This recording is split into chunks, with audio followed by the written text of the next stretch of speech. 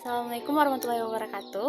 Perkenalkan, nama saya Ramla, salah satu anggota kelompok 7, dan di video kali ini saya akan membahas studi kasus dan implementasi pemberdayaan ekonomi melalui UMKM. Nah, studi kasusnya yaitu pada UMKM Warasiko, Kabupaten Ende, Nusa Tenggara Timur. Oke, langsung saja. Mari kita masuk ke pembahasan pertama, yaitu studi kasus UMKM sukses. Apa sih itu studi kasus UMKM sukses?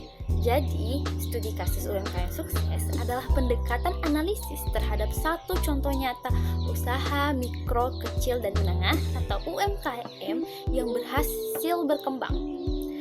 Apa sih tujuannya? Tujuannya untuk memahami strategi, tantangan, dan dampak usaha tersebut secara menyeluruh. Nah, dalam konteks pemberdayaan ekonomi, studi kasus memberikan kita gambaran nyata tentang bagaimana UMKM ini berkontribusi terhadap peningkatan kesejahteraan masyarakat, penciptaan lapangan kerja, dan pengembangan potensi lokal.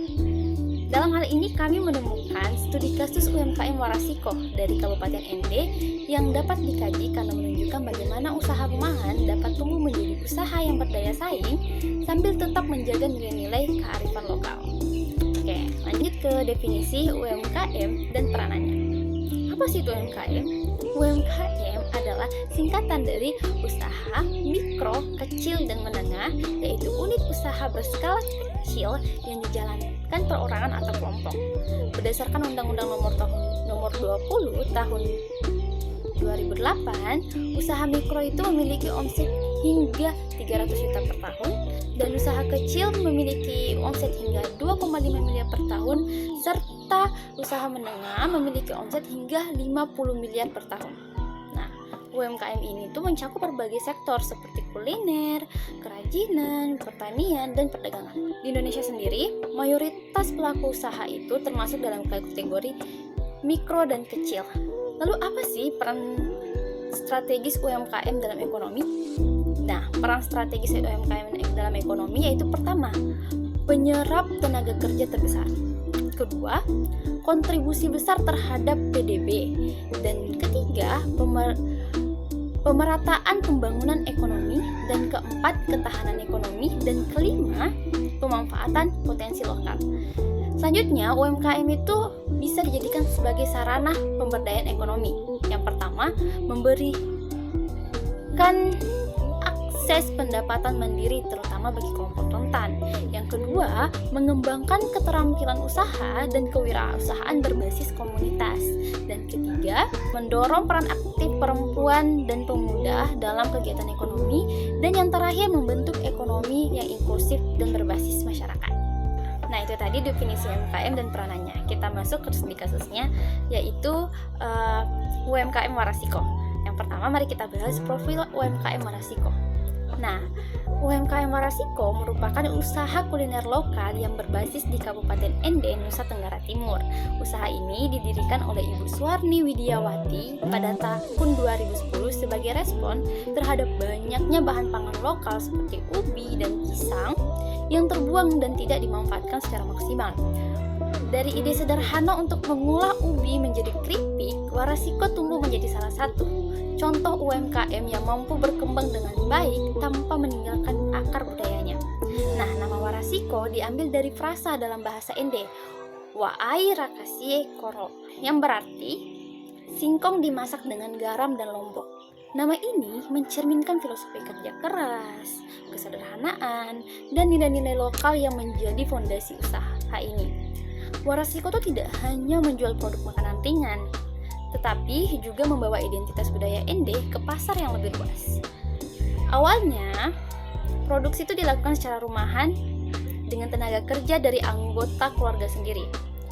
Produk seperti keripik ubi gurih dititipkan ke warung-warung kecil di sekitar rumah. Namun, seiring waktu, usaha itu berkembang baik dari sisi jumlah produk, pemasaran, maupun jaringan. Nah, dan saat ini, Warasiko itu sudah dikenal sebagai UMKM kuliner yang tidak hanya menghasilkan makanan berkualitas, tetapi juga berkomitmen terhadap pemberdayaan komunitas dan pelestarian kearifan lokal. Nah, mari kita lanjut ke perkembangan dan strategi Warasiko.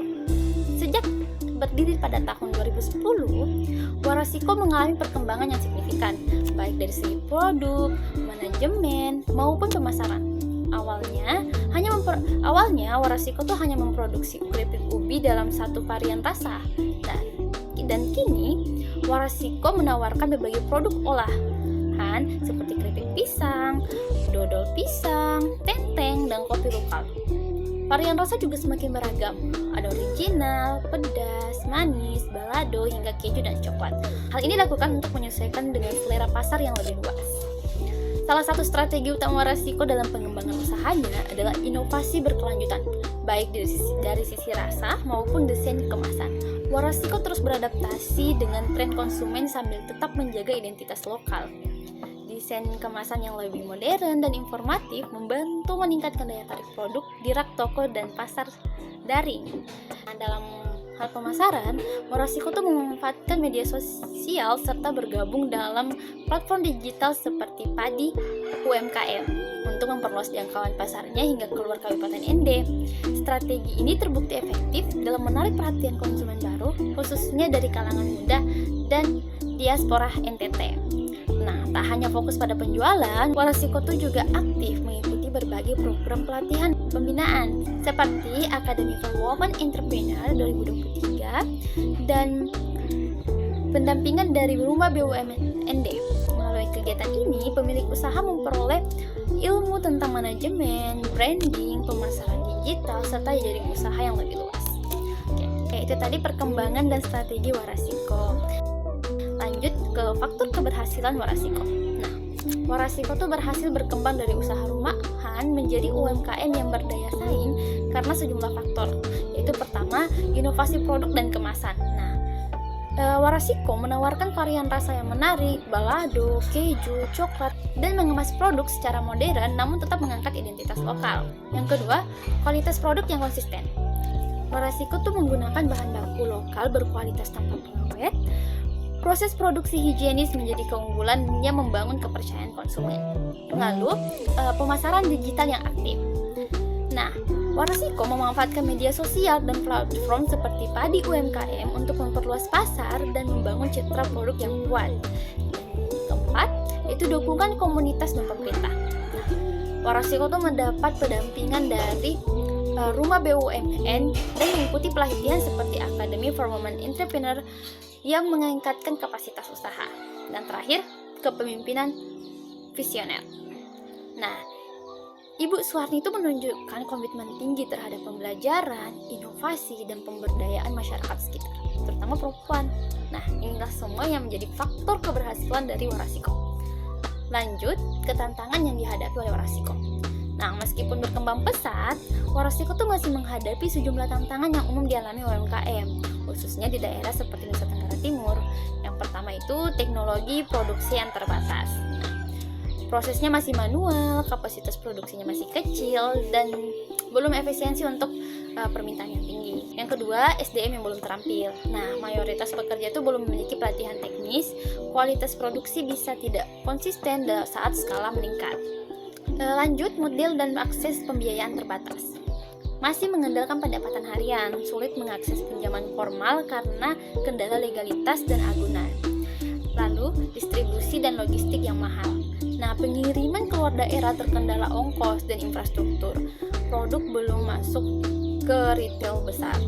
Terakhir, persaingan produk sejenis. Warasiko tuh harus bersaing dengan UMKM lain dan produk industri besar, terutama di segmen cemilan.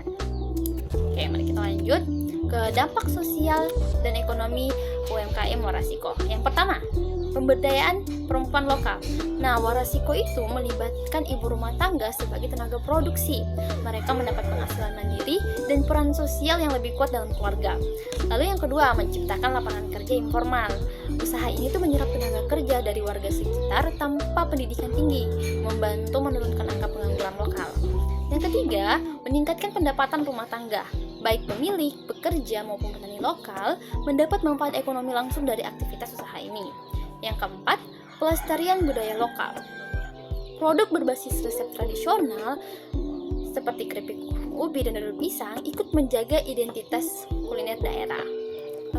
Dan yang terakhir, menumbuhkan ekonomi komunitas. Nah, distribusi masih berbasis warung dan jaring lokal sehingga uang berputar di lingkungan sekitar. Lanjut, transformasi dan relevansi Warasiko. Nah, Warasiko itu menunjukkan transformasi dari usaha rumahan sederhana menjadi UMKM yang berdaya saing. Dengan mengusung produk lokal seperti keripik ubi dan pisang, Warasiko mampu masuk ke pasar yang lebih luas melalui inovasi dan digitalisasi. Usaha ini bukan hanya mencari keuntungan, tapi juga mendorong pemberdayaan perempuan, membuka lapangan kerja, dan menjaga budaya lokal. Inilah yang membuat Warasiko relevan dengan model UMKM yang sukses secara ekonomi dan berdampak sosial. Nah, keberhasilan Warasiko menegaskan bahwa UMKM berbasis nilai lokal dapat berkembang dengan pendekatan modern.